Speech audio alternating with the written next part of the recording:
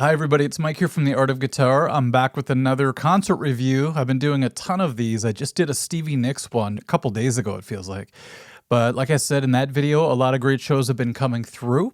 And I don't have any tickets now for any upcoming shows for a while, so this will be the last one for a little bit. This review is for Pat Benatar and Neil Giraldo, but they were actually opening for Bryan Adams. It took place on November 26th, 2025, the day before Thanksgiving, which is kind of a tough day to put on a concert. A lot of people are busy, a lot of things are going on, so it's kind of a lot to ask people to take the day before Thanksgiving and come out to a rock show. And it took place at the Target Center in Minneapolis, Minnesota.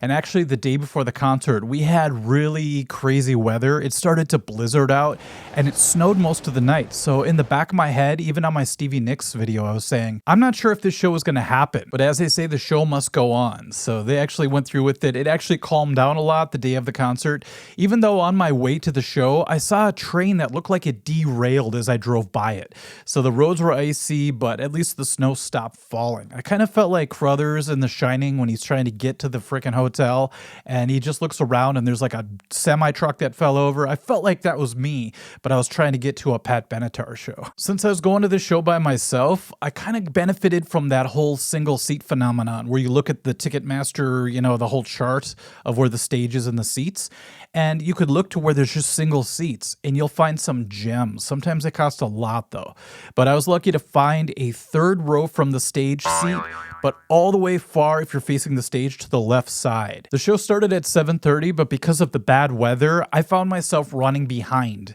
and I kind of freaked out because I knew Pat was opening, and these days they're really prompt, is that the word, when it comes to starting on time, and I didn't know if they were going to have an opening act. My plan was to watch Pat's entire set, of course, and then catch a little bit of Bryan Adams just because the next day was Thanksgiving, and I just figured, I grew up hearing him all the time, and I am a fan, but I'm not like a super fan like I am for Pat. So I figured I'll just stay for a few tunes and see what happens. I walk in at about 7:25, and right as I get to the arena area where you start walking down the stairs to get to the floor, Pat and Neil came out, but they came out to kind of a weird introduction. It felt more like we were at the Grammys versus being at a rock concert, because this real formal voice is like, ladies and gentlemen, please welcome to the stage Grammy-winning singer Pat Benatar and Neil Giraldo. Well, they start the show with All Fired Up, and they just kick into it. It already sounds great. I'm still at the top of the stairs, but I'm trying to come down as fast as possible without tripping because I'm trying to see what's going on and walk down a bunch of stairs. That could be a recipe for disaster. I see a lot of people falling down at concerts, and those are concrete stairs. You got to be careful. As I approached my seating area, I couldn't believe how close they let the audience get to the stage. So I'm all the way now to the left side, going up the alley, basically the walkway, and then when I got to the seat, I realized that, I could almost touch the stage. If I just went a couple seats in front of me, I could reach over and it'd be right there. And it was really cool because being a Neil Giraldo fan, it was great to be able to sit basically in front of where he was standing most of the night. There was a catwalk in the middle, a real short one. It was no Taylor Swift catwalk or anything, but Pat would come out on it all the time, and then Neil would sometimes go out there and play, some solos out there. So it was a really cool way to see him right in front of me and then also get a side view of Pat Benatar most of the night. I could also see the drummer and the bass player really well. It was a real small setup for Pat Benatar. I look back in some old videos, and she used to have a keyboardist, which I think could have been awesome if she would have had like a synth player up there still. And she really has no backup vocalists either. So it's a real bare bones operation that she runs when she tours, at least when she opens for bands. But there was this huge piano in the middle, and I thought that was pretty badass to, be on tour and be able to have a real piano on stage. Even though it might have just been the frame of a piano with an electric keyboard inside, that happens sometimes. I think even Elton John does that. But either way, it looked really cool and classy. It was also quite surprising how good it sounded where I was sitting, because, sometimes you're that close to the stage and the speakers that are above you just kind of shoot right over your head. But with modern speaker setups, they're curved, a lot of them are. So we're getting a little bit of the bottom curve of the speaker, even that close to the stage. So that was pretty sweet. Plus, these speakers down here were facing us as well. After All Fired Up, they started to play Invincible, which starts off with this badass groove, this awesome drum beat. To me, it always sounded like a montage, like a Rocky montage type of tune. I just love those songs, kind of like Survivor songs, that just make you feel like you want to get up and start to work out. Pat was sounding really good vocally. I talked about this a lot with my other videos, that sometimes you never know what you're going to get when you go to a show and somebody's been singing for decades and decades. And sometimes it's not too pretty, sometimes it's downright sad. But with Pat Benatar, she still sounds really good. The mid-range could get a little gravelly sometimes, so I get a little nervous. Like, how is she going to hit those really high belt-out notes if she's having a little bit of issue in the middle? But like a lot of the pros that I see, they somehow pull it off. Paul McCartney was a good example of this. He would talk and his voice would be kind of weird, and then he would sing really high and it would sound really good. So. And then you have Neil on guitar, who I consider one of the most aggressive guitar players. If you watch him, he doesn't hold back. He seems to put everything he has in almost every note. And the way he uses that trem bar on his guitars, which is really cool, by the way. He has a lot of Les Paul guitars that normally don't have a trem system. And he has them modified, and I think it's a Bigsby he throws on there, but he's really good and he's really aggressive with them. So that's part of his style. I would say his playing comes out and kind of attacks you, but in a very melodic way. There were a ton of bass amps on the right side from my perspective, but on Neil's side, I couldn't really tell what he was using. There was a lot of rack gear around where he was, and he had a bunch of like foot pedals and stuff, but all I could really see were these cabinets behind him. They looked kind of gray or whitish, and they had this zigzagged soundproof plastic type shield in front of them. If you want to protect your hearing, it's a good idea to have the shielding on stage in front of the drummer, sometimes in front of your amp. But, you know, it just does affect how you hear things on stage. Sometimes for the better, sometimes not. But either way, his tone was thick and ripping at the same time. It's funny because when I got to my seat, I noticed that the first two rows, for the most part, were all sitting down. I mean, for the song All Fired Up, they were not fired up at all.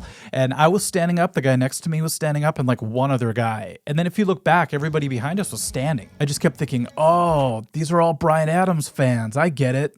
Just a little shade for the Bryan Adams fans. You know, me being one of them, but not a super huge fan, like I said. By the way, later on, they would stand up for like the big hits. So they didn't sit the whole time, at least. I really dug their bass player, Mick. I think it's Mahan. I'm really bad with pronunciations, as you know, but he would just, you know, casually play through the tunes, even if it was the most rockin' tunes. Like, he just seemed like he was one of those laid-back bass players that held it down. He looked like the kind of bass player that could kill you with kindness. Like, as he was playing, he was doing some of the most intense parts. Some of our songs get really heavy, and he looked like he was at, you know, a church or something. I don't know. And then you had Caesar Griffin on drums, who I believe was a fill-in for the show. I was really paying attention to his heavy groove, and it just seemed like his whole drum riser was shaking as he was playing. And what was really cool was he had a smile on his face the whole time. So being a replacement drummer, I wonder if he's just as big a fan as all of us were in the audience. Then they played a song that I'm not too familiar with called Ties That Bind. But then they kicked into Promises in the Dark, which is one of my favorite Pat tunes. It starts off with a piano, it's real ballad sounding, and then it kicks in and just tears your face off. But the way they did it was great because they had Neil sitting at the piano playing, and then Pat was facing him and singing the intro. And I just picture that's probably what they do at home all the time, you know? And then the song hits that next level, and Neil has to stand up and start playing guitar. So it's one of those things where he's doing double duty. It would be so cool, like I said, though, if they had a dedicated keyboardist that could do all that stuff and play all the synths. I just love it when I go to a concert for an 80s artist and they have multiple synthesizers like Bon Jovi or something. That's always a cool look. Plus, I'm a huge fan of synths. Pat announced that they were going to do a tune, but they're going to change it up a little bit. Sometimes that's great. Sometimes it's not so great. And it's one of those things where, you know, Neil kicked into the beginning and he kind of played like this more upbeat sort of feel on the guitar. It was distorted, had a good groove. But then she started to sing the first verse of Shadows of the Night, and my heart sunk a little bit because, you know, my brain just remembers it for how I heard it my whole life. And so when they changed up that particular song, it was kind of a bummer for me. I had to like slap myself out of it and be like, you're sitting here watching Pat Benatar in the flesh singing Shadows of the Night. You know, enjoy it while you can. And I can understand because it's a real keyboard heavy tune. So to be able to do the song justice without a keyboard player would be pretty tough. So I do understand why they changed it up, but it was still one of those, you know, downers for me at least. I gotta slap myself sometimes. During that tune, I look back and Caesar sat the whole time behind the drum kit, but the bassist left the stage. And I kept an eye on the drummer, Caesar, and he was bobbing his head and smiling the entire time. Almost like he was in the audience, but just from behind. After that, they played a song I've never heard before. I think it's pretty new, called Come On People. And I actually really respected the fact that they brought out some new music because it'd be really easy for someone like Pat Benatar to just ride on the coattails of her old hits.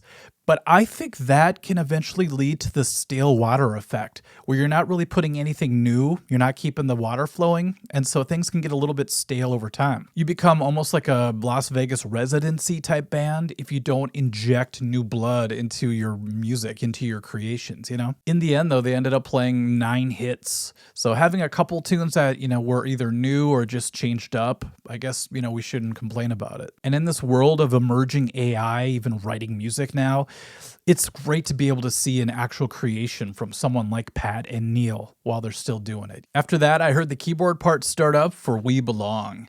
And it was a little confusing at first. I was looking around like, do they have maybe a keyboardist off to the side or under the stage or something? But what I think they're doing is using tracks to supplement, a keyboard player. So it's one of those things where everybody on stage is still playing live. It's not lip syncing or anything like that. There's a lot of confusion whenever I say backing tracks. But sometimes a band will have an auxiliary part or even some main parts that are programmed in already. And I believe the drummer would follow along with his headphones that he was wearing and follow a click.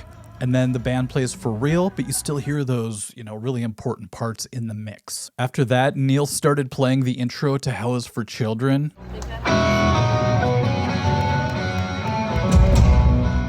It's one of those tunes that used to scare me as a kid. I'm just a kid back then. I had no nuance of lyrics or titles or anything.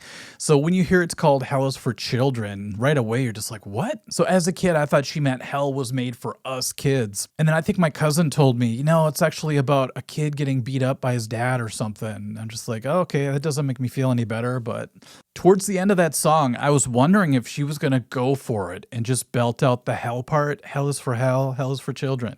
And she did actually.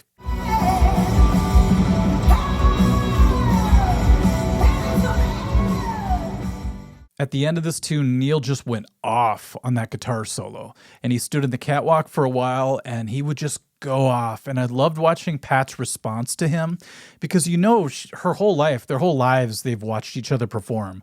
But she still looks like she's into everything he's doing.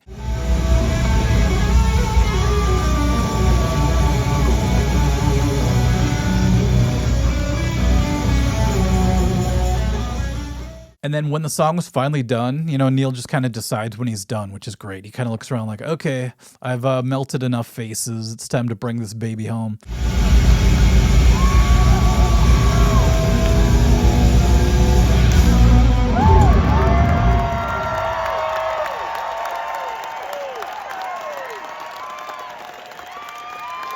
He stops and he hands his guitar to his tech and he's laughing, looking down. And I think he said something about a string breaking, but I didn't see a broken string. Something malfunctioned on his guitar. And I'm like, yeah, the way you play that thing, I'm surprised it doesn't happen with every song. The people around me started to stand up a little bit. I don't know if the booze was finally kicking in or what. Then they played You Better Run. And I kept an eye on Caesar the drummer because that's a tricky tune. It's real triplet-y. And what was interesting were a lot of the endings of the tunes aren't what's on the albums because back in the day they would fade out a lot of tunes. So you have to come up with customized endings. And I watched him because I'm like, I wonder how much homework he had to do to get ready for this show. And he nailed everything from what I could tell. It didn't seem like anybody was like, whoa, what was that? Up next is my third favorite Pat song, which is Love is a Battlefield. I am sort of a poser. I know I love the hits, but I do listen to her entire albums. I have Get Nervous on vinyl right now at home. But this one, they used tracks for the, some of the drum hits in the beginning because it's very electronic. But, Caesar played along to it, made it sound huge. And then some of the backup vocals too, because the talking and the singing parts, some of them came through the tracks.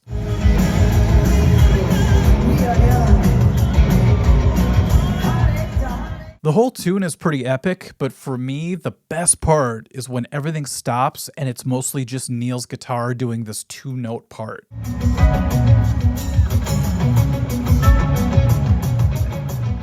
I would tell any aspiring guitar player to listen to that tune and really zero in on the guitar work, because the way Neil crafts everything and puts it together, none of it seems like extra. It all seems like it fits together like a perfect puzzle. I kept thinking, wouldn't it be great if she played Heartbreaker and Hit Me With Your Best Shot? But then I realized that not too long ago, she decided to stop playing Hit Me With Your Best Shot. I believe she said it's to protest all the mass shootings going on. And like I already said in this video, it's Pat's music. She could do whatever she wants. But the way I see it, I think her playing that song live would actually bring a lot of joy to people, versus doing like a protest against something that all of us feel very helpless to. So I understand the sentiment. You know, we all want to do something about the bad things going on in the world, but I feel like not playing a song like that takes away from more people, good people, than disrupts whatever the bad people want to do. That's just how I see it. To end the set, they played Heartbreaker. And I was in a band before that played that, and I was always shocked at how heavy that song hits live. So on the guitar, I would be doing this heavy, you know, F power chord muted, and the way the drums are hitting on the floor tom, it just sounds like metal. It sounds like the beginning of like Enter Sandman sometimes, just sped up a little bit. Pat does a really cool thing for her vocals' sake, I believe, and when she says fantasy and born to be, she doesn't hit it with those hard E's at the end like she used to way early on in like 82 or something. So when she says fantasy now, she says fantasy, and born to be is born to bay. It's a cool vocal trick because it's less taxing on your vocal cords to sing an A versus a hard E like that, especially up in the higher ranges. This video series is called Brutally Honest Concert Reviews. It's kind of become a joke because I'm usually really positive because I'm just happy to see some of these artists live, you know? But I have to live up a little bit to the brutal side right now and say that their decision to go into Ring of Fire during Heartbreaker wasn't a choice that I would have chosen.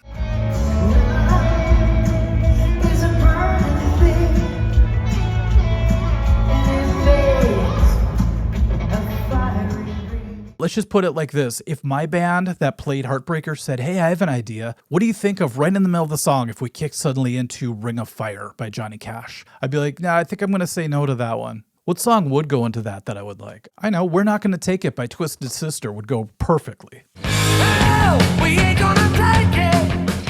Then they did go back into Heartbreaker, and I totally messed up because I stopped recording, and it was right at the part where Pat Benatar had the whole crowd sing the part in Heartbreaker. And by the time I was able to get my phone out, it was too late. I missed the moment.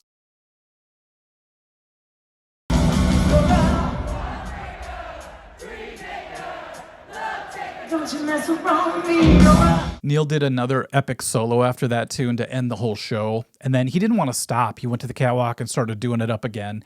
And then he came back and started throwing picks out to the audience.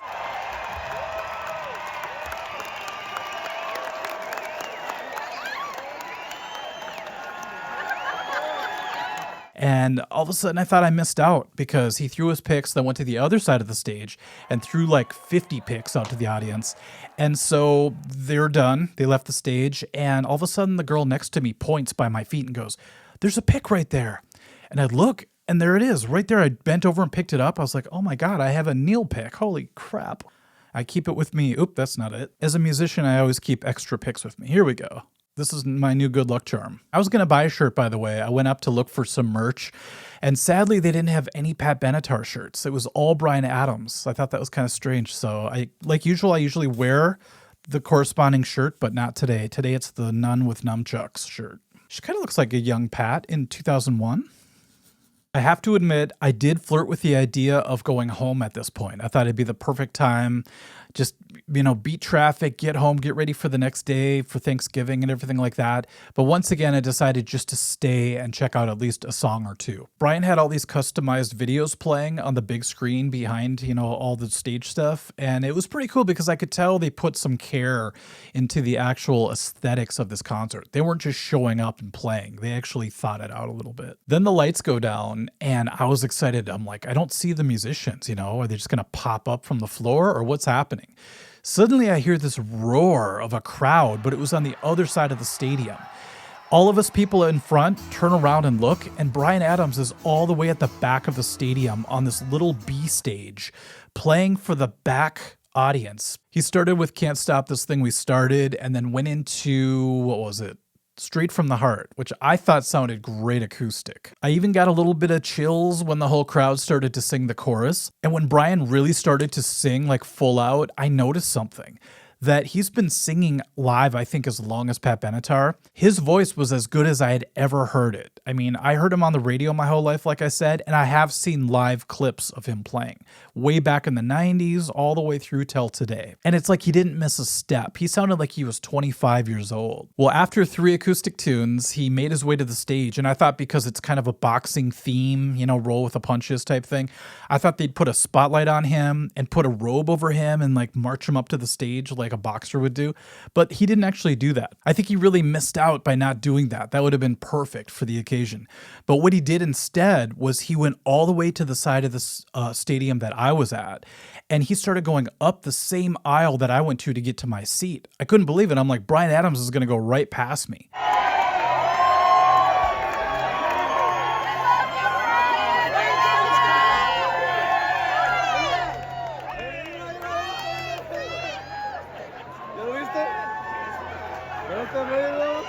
I reached out to high-five him, but he kind of left me hanging, so I did the old wave, like, hey. As the band played, one thing became very clear to me. Bryan Adams is a legit legend of rock. He commanded the whole audience, and he was playing bass at first and singing, and then he switched off to guitar. I totally forgot that he played bass, by the way. Just the high level that he was playing, you know, being the stone cold pro that he is, I decided I would stay a lot longer than I thought I was going to. So as the songs kept going, I'm like, okay, maybe one more, maybe one more. His whole band was tight as hell as well. You know, this is the last show of the tour, by the way. I forgot to mention that.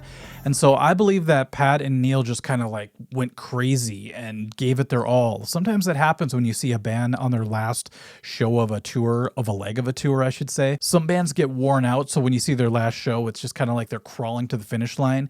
But as far as Pat and Bryan go, it seemed like they were just going for it at the end. They gave it everything they had. One thing I really love at concerts is when an artist does something just for the sake of the show, and you know that they spent a lot of money on something. And in this case, it was when this gigantic boxing glove floated out from behind wherever. It just kind of showed up and suddenly it flew over my head, and I could see that it was attached to a bunch of drones. And so I was looking around for who was operating it, and I could see the guy. He was up there like, you know, watching it with two hands like this. And as the glove circled and went around and came back, I thought, that guy has a very important job.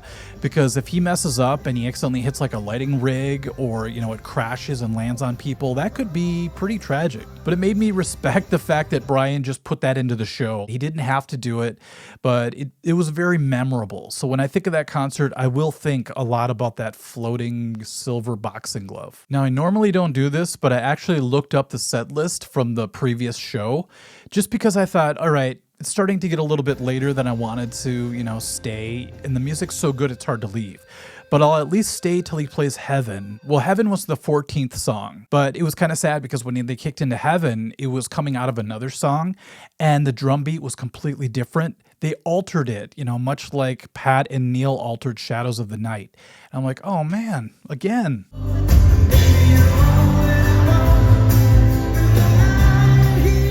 I kept thinking, man, I want to hear it like the epic power ballad of the 80s that I'm used to.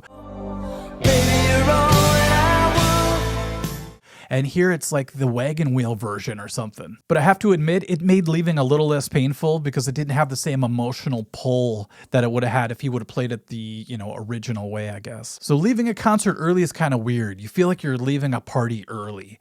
And so I got my stuff, I said bye to the guy next to me, and I started my trek up all those stairs. Well, in checking out the set list, I only went down to the 14th song until I saw Heaven. But later on, I scrolled up and I saw that he actually ended up playing 30 songs in his concert. So the show was only about halfway done when I left. I couldn't believe he was going to play for that long. It's pretty impressive, actually. And even though I knew I was going to miss Summer of '69 and Cuts Like a Knife and some of his other huge hits, it's one of those things where, you know, I think I left at the right time. But all that being said, Bryan Adams completely won me over. I had posted on my social media about how Pat and Neil just blew the stage up, you know? I'm like, good luck following that, Bryan. And then I had to actually go in and make an edit. I said, okay, never mind, Bryan Adams is rocking the stage as well. So there it is, my Pat Benatar review for the most part, and a little bit of Bryan Adams. I'll keep an eye out for upcoming shows, but as of now, I'm kind of concertless for the next couple months, but we'll see what happens. Okay, thanks everybody. We'll see ya. Bye-bye.